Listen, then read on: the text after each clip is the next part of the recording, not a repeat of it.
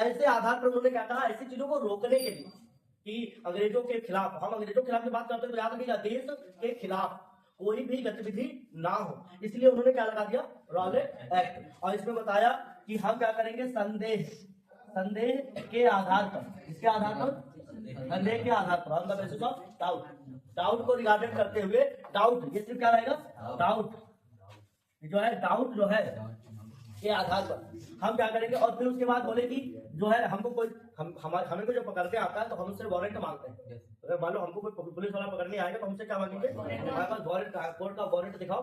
Police हमारे लिए कुछ नहीं है बेटा, जो पढ़े लिखे लोग नहीं हो जाते हैं। अगर आप कोई क्राइम नहीं कर रहे हैं तो आप पुलिस से एकदम निसंदेह कह सकते हैं वारंट कहाँ है, किसने तुम्हें ऑर्डर दे दिया मुझे पकड़ने का। और अगर तुम्हारे पास वारंट है तो हमको तुम ले चलो, और नहीं है तो फिर। और उसके बाद अगर आप, जैसे पुलिस वाले क्या होता है, तुमने देखा होगा तमाचा मार देते हैं खींच के, तो उनको राइट ये है कि अगर तुमको, आप देश विरोधी गतिविधियों में शामिल है, आप कोई बहुत बड़ा क्रिमिनल केस कर दिए हैं, और अगर आप अपनी गिरफ्तारी में कोऑपरेट नहीं कर रहे हैं, तब पुलिस को अधिकारी बन जाता है कि वो तुम पर क्या करे, जैसे मन चाहे हिंसात्मक तरीके से उठा पटक के तुमको घसीट के ले जा सकते हैं। अगर आप अपनी गिरफ्तारी में उसको कोऑपरेट कर रहे हैं, चलिए हम चल रहे हैं, तो उसको कोई राइट नहीं बनता कि तुमको टच भी करे, तो उसको कोई राइट नहीं बनता कि तुमको टच भी करे। हाँ चलो तुम्हारा अरेस्ट वारंट मेरे पास है, आप चलिए आपको जो है हम हिरासत में लेते हैं, आप चलिए, आपको चल देना है। और उसके बाद तुरंत वो फांसी नहीं लटका देंगे, उसके बाद वकील दलील पूरी अपनी बात रखने का मौका मिलता है। ये हमारे कानून है। तो ऐसे कानून उस समय भी थे। उन्होंने कहा चलिए ठीक है, आप उनको दाऊद के आधार पर पकड़ लेगा, ठीक है, पर मैं अपना पक्ष तो रखूंगा।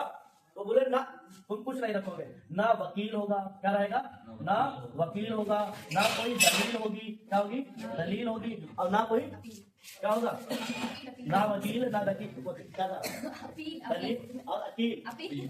अच्छा, ना अपील कर सकते हो। तो सबसे पहले क्या होगा, सबसे पहले अपील ही की जाती है, और ना ही अपील होगी। अपील का मतलब होता है कि भाई आप याचिका दायर करते हैं कि भैया ऐसा है, हमको पकड़ तो लिए, हमारा भी पक्ष तो सुनिए, हम केस बनाएंगे। जब केस बनाएंगे तो क्या करेंगे, वकील हायर करेंगे। वकील होगा तो फिर क्या होगा, कोर्ट में प्रैक्टिस होगी, चलिए हमारे के बात करिए, क्या दिक्कत है, जज साहब आगे फैसला सुनाएंगे कि हम अपराधी हैं या नहीं। और जब तक अपराध सिद्ध नहीं हो जाता कोर्ट में, तब तक हम आरोपी, सिर्फ हम आरोपी है और हम गुनहगार नहीं। इस बात को याद रखना, किसी के आरोप लगा देने से तुम गुनहगार नहीं होते हो। गुनहगार तभी बनोगे जब तुम्हारा क्या होगा, तुम्हारा जो तुम्हारे पे लगाया गया आरोप सिद्ध तो हो, और सिद्ध होगा कहाँ, कोर्ट में। जब तक कोर्ट नहीं पे चला देता है आपके ऊपर, तब तक आप क्रिमिनल नहीं। ऐसे बहुत सारे नेता होते हैं, उनको सिर्फ आरोपी मान लिया जाता है, मतलब गिरफ्तार कर लिया जाता है, उन पर आरोप है। अभी केजरीवाल जेल में किसके ऊपर क्या था, आरोप था। हाई कोर्ट ने फिर क्या कहा, सीबीआई को डांट दिया, फिर वो क्या हो गए, हाई कोर्ट ने, सुप्रीम कोर्ट ने सीबीआई को डांटा कि आप सभी परेशान क्या करते हो, फिर उसके बाद वो बाहर आ गए। तो कोर्ट ने उनको गुनहगार या अपराधी नहीं घोषित किया। समझिएगा डेमोक्रेसी का सिस्टम, ये है डेमोक्रेसी का सिस्टम। यहाँ जब तक डेमोक्रेसी में कोर्ट भी बहुत सुप्रीम होती है, कोर्ट को पूरा पावर होता है, नेता अधिकारी सबको जो है कमांड में ले सकती है। तो ये तुमको थोड़ा कानून इंडिया का भी समझाया, और ये तुम्हारा क्या था, रॉलेट एक्ट उस टाइम पर आया था। इस वजह से लोगों ने इसको क्या करा, खारिज किया। क्या कर दिया, लोगों ने क्या कर दिया, इसको इग्नोर किया या खारिज कर दिया, इसका अपोज किया, क्या क्या विरोध किया। सब लोगों ने इसका क्या किया, विरोध किया।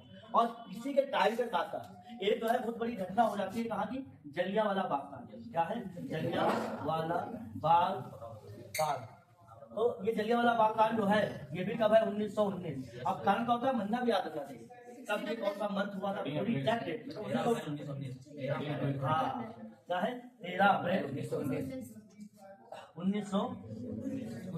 तो बेटा 1913 लिख दिया, 1919। तो बेटा ये जो है जलियांवाला बाग कांड की घटना है। कहाँ की घटना है, पंजाब का एक एरिया है। आप जिसे कभी कभी मैपिंग में कहते हैं, क्या कहते हैं, मैप पे दिखाइए जलियांवाला, क्योंकि तुमको एसएससी का क्या करना है, मैप भी करना है। तो मैप पे जब तुम क्या करते हो, मान लो ये हमारा क्या है, मान लो प्यारा, ये हमारा क्या है, पूरा प्यारा भारत है। ये क्या है, ये हमारा क्या हो गया, प्यारा भारत। देख, ये तुम्हारा मैप बन गया। अब इस प्यारे भारत में कारण का होता है, पंजाब रीजन कहाँ है, ये पंजाब है। क्या है, पंजाब है। अब पंजाब में यही क्या हो गया, अमृतसर। यही क्या हो जाएगा, अमृतसर। तो जैसे तुम जब पूछते अमृतसर में क्या क्या है, स्वर्ण मंदिर है। क्या है, स्वर्ण मंदिर, गोल्डन टेम्पल जिसको कहते हैं, ठीक। और इसके बाद यहीं पर क्या होता है, जलियांवाला बाग कांड होता है, ठीक। अब इसके बाद कभी तुमसे कोई ऐसी कोई जो लाहौर में हो, तो लाहौर ये बेटा, ये क्या है, लाहौर। तो मैपिंग में पूरा आना चाहिए तुमको। कोई ऐसी घटना है जो मान लो लखनऊ से रिलेटेड है, तो उसको हम यहाँ यूपी है, यहाँ पे लखनऊ दिखा देंगे। हमको स्टेट पता होनी चाहिए, कौन स्टेट कहाँ है, और स्टेट कहाँ है। भाई ये कर्नाटक, ये तो हमारा क्या है, महाराष्ट्र का है, कर्नाटक, केरल, तमिलनाडु, आंध्र प्रदेश, तेलंगाना, उड़ीसा, बंगाल, ये सारे हमारे क्या है स्टेट। तो जो भी कहीं की भी घटना होगी मैप में जाके हम ऐसे दिखा देंगे प्रॉपर। ठीक, तो अमृतसर का ये प्लेस है और यहाँ पे होता क्या है, ये जो है जलियांवाला बाग होता है। क्या होता है? बाग मतलब एक मालूम प्लेस है। और कहते हैं इसमें जो होते हैं कि एक गेट होता है। क्या होता है? एंट्री करने का क्या होता है? सिर्फ एक गेट होता है। और इसमें होता क्या है कि बात समझिएगा, अंग्रेजों के खिलाफ, और दिन बैसाखी का है। देखिए खेल क्या हो जाता है यहाँ पर, इतना बड़ा नरसंहार होता का है, दिन का है बैसाखी। बैसाखी पंजाबी लोग बड़ा हर्षोल्लास से मनाते हैं। मेला लगा हुआ था। क्या लगा हुआ था? मेला लगा हुआ था। तो उस समय क्या था कि अंग्रेजों की नजर से बचने के लिए, कि लोग संदेह ना हो, तो कहा जाता है कुछ क्रांतिकारी जो है, क्या है, क्रांतिकारी रिवोल्यूशनरी लोग, कौन से क्रांतिकारी लोग जो थे वो यहाँ पहुंचते। इसमें नाम किसका? सत्यप्रकाश एक नाम है, और एक किचलू नाम के कोई नेताजी है। तीन और पंजाबियों के बहुत फेवरेट है, मतलब बड़े एकदम दुलारे प्यारे, बहुत लोग मानने वाले। पंजाब की धरती से एक नेता और भी रहे, लाला लाजपत राय, लाल बाल पाल, लाला लाजपत राय, और विपिन चंद्र पाल। तो ये मतलब क्या था, एक्टिविस्ट थे। एक्टिविस्ट मतलब नरम दल के नेता। और जो नरम दल के नेता होते थे उनको क्या कहते थे? मॉडरेट। क्या कहते थे? मॉडरेट। जो अंग्रेजों कहते थे हर एक समस्या का समाधान बातचीत से निकलेगा। भारतीय इतिहास में देखते हैं तो दो पहलू है। कुछ कहते हैं बात, सब समस्याओं का समाधान कैसे निकलेगा? बातचीत करके। तो कुछ कहते हैं नहीं बात मारे, तमाचा मारेंगे। क्या मार देंगे? तमाचा। तो ये एक्सट्रीम लोग हो गए। क्या हो गए? तमाचा मार देंगे। तमाचा मारने के बाद बात हो सकता है बन जाए। तो मतलब अपना अपना विचार है। तो अब बात समझना, बैसाखी का दिन है, क्रांतिकारी लोग आए हुए हैं, और यहाँ पर क्या होता है कि मैंने बताया जनरल डायर। कौन है? जनरल डायर नाम का मतलब है यहाँ का रेजिडेंट था। जैसे लखनऊ में रेजिडेंसी बनी है तो यहाँ पे आर्मी रहती थी। इनका एक पूरा यहाँ पे इनका सिक्योरिटी मतलब कंडर टाइप का आर्मी का सबसे सुप्रीम पद यहाँ पर बैठता था। ऐसे अमृतसर में भी इन लोगों ने क्या थे? रेजिडेंट थे। तो वहां जाके किसी ने इन्फॉर्म कर दिया कि यार मेले में ऐसा चल रहा है, तुम बैठे हुए खाली यहाँ मजा मारो, देखा तुम तो तुम्हारे क्या हाल हो, मेला है और पूरी भीड़ को सब। अब बात गतिविधि बहुत चोरी छुपे हो रही थी, पर यहाँ पर भी बेटा कौन आ गए? चुगलखोर। कोई गया होगा बताने उनको, कोई उनको बताने गया होगा कि तुम्हारे खिलाफ षड्यंत्र हो रहा है। भारतीयों में सबसे बड़ी समस्या मुझे ये दिखाई पड़ती है कि वो जान ही नहीं पाते हैं कि कौन अपने लिए ज्यादा बेहतरीन है, कौन अपने लिए बहुत खतरनाक साबित हो सकता है। बस उनके अंदर एक आदत हो गई है इधर की उधर, उधर की इधर करने की। जिनमें कोई क्षमता नहीं है, बस वो ये करने बहुत एक्सपर्ट होते हैं। इनको अपने काम में कोई इंटरेस्ट नहीं है, वो इधर उधर करने में बहुत इंटरेस्टेड होते हैं। तो बेटा यहाँ पर भी क्या होता है, जनरल डायर को पता चलता है, पूरी आर्मी लेके आता है, पूरा एकदम घेरा, और यही मेन गेट से निकल ये पूरा ऐसे सब पूरी आर्मी लगा दी ऐसे, और गोली चल रही है। और जब गोली चली गोली तो कहते हैं कौन? गोली। इस मेले में जब गोली चली तो बच्चे, बड़े, बूढ़े, जिनका कोई लेना देना था नहीं उस मीटिंग से, तो इसके अंदर होल्ड हो रही थी। ऐसा कहा जाता है, जनरल डायर कहता है थी मीटिंग या नहीं थी कि मौज मौज में गोली चलाई, ये कुछ कहा नहीं जा सकता। अब इतिहास की बातें, इतिहास में देखने को जब डीप में जाता हूँ तो पता चलता है मीटिंग भी चल रही है, और कभी कभी कहते हैं कि मीटिंग होने वाली थी, ऐसा कुछ था नहीं वहां पर, संदेह के आधार पर वहां पर गोली चलवा दी। और मीटिंग भी चल रही होती तो गोली चलवाने का कोई राइट नहीं बनता। अब यहाँ पे गोली चलती है तो कहते हैं कि एक यहाँ पर क्या है, कुआं ऐसा था, और अपनी जान बचाने के लिए लोग कुएं में भागते हैं, कूद गए कुएं में। अब तुम सोचो जो नीचे कूदा होगा, और वो कहते हैं इतने कुएं कूदे कम से कम जो है ऊपर तक वो भरा है लाशों से।